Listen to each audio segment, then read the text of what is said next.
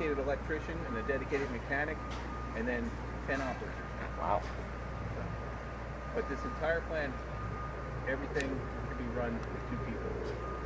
And quite realistically, if everything was running perfect, you wouldn't even need the second person, the outside person. It's a guy sitting it's a guy sitting at a computer screen with a mouse, and you'll get to see that. That's right. Is the company called Green Energy? Green Energy Team LLC. LLC, okay. Is that out of Florida or where? No. Green Energy Team is actually, it started as a Hawaiian like this with a Bic lighter. Other stuff, when it's coming straight out of the tree, if it hasn't stood on the ground long, it hasn't seasoned long, it can be upwards of 50%. The plant can run that. It's designed to run the higher moisture content. It's not an issue, but you have to put a lot more. Come in after they're weighed, they back into here. We have walking floor chip trucks, and it just walks them right into the offloading area. What kind of tonnage can they drop at a time? Wow. It's mind-boggling. Wow. But you got to understand, it's wood chips. So when you look at a pile like that, full power operation will need about 12 trucks a day. Okay, 3-based offload, we'll be running maybe four trucks, and they'll make numerous trips, several trips. They come in, the lights will tell them which bays are empty. The inductive loops, just like at a traffic stop, will tell the system that there's a truck there, and so it knows it's filling that area, so that when the crane comes over the top to take these chips into the storage area, it will not come to a bay that has a truck in it for safety region. All right? Can you listen? I'm just this will show you, if you look in here, this is 3 truckloads that are inside here. Come over with a big clamshell, and it takes it from here and into the storage area. All right? The storage area is as high as you see there in the galvanized. That's about, if that was full up to that level in there, that's about 5 days of running fuel. And the system is totally autonomous. It has the safety measures built into it, which knowing where the trucks are and where the people are, and it remembers where it stores stuff. Oh, really? It's almost like a CNC machine, a 3-point access.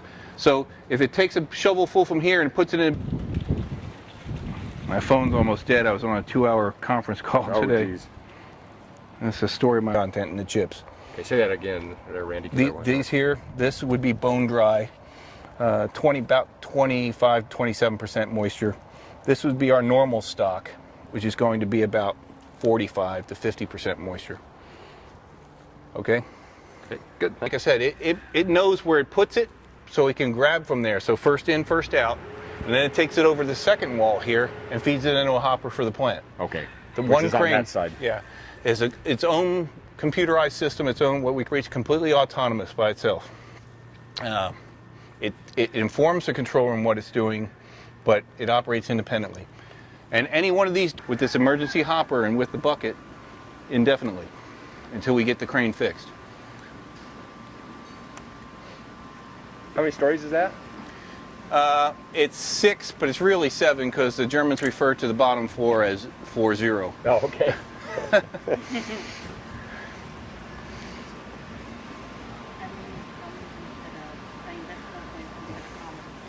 Among other things.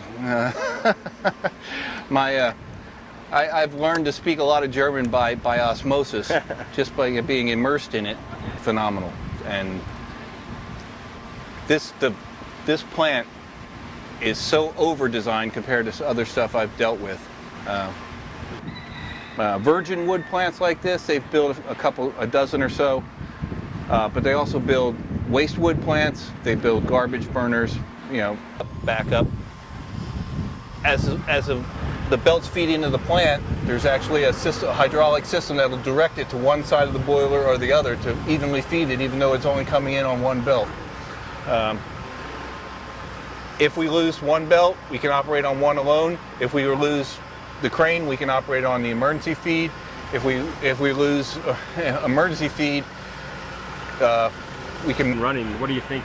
If there's any opposition, do you think it's going to be from the transportation going on, or? Well, we hope that, again, the plant is designed that realistically there should zero turning in or turning out is a concern. We're going to have flashing signs to alert the public, but where our main entrance is here, we can merge in with the merging passing lane there going west, so that's not a problem. And going east, keep on going, they Right, can. They can.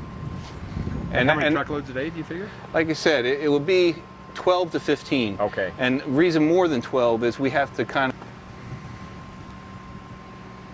and again, that's full power operation. That all depends on how KIUC dispatches us.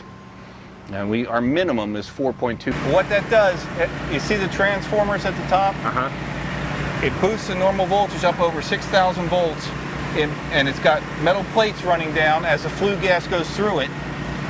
And it charges those plates positive and negative, and it basically ionizes any particulate in the flue gas, and will draw that out and collect it on the plates. Then on the other side, there's actual banging motors, hammers. They come around, and every so often they bang the plates, and the dry ash will come down and collect in the hoppers, down into this hopper, and then be fed into a container and collected. And all of this, as I said, this is the first of its kind, a complete closed cycle. Even the ash is saved and goes back to the plantation for fertilizer. Okay.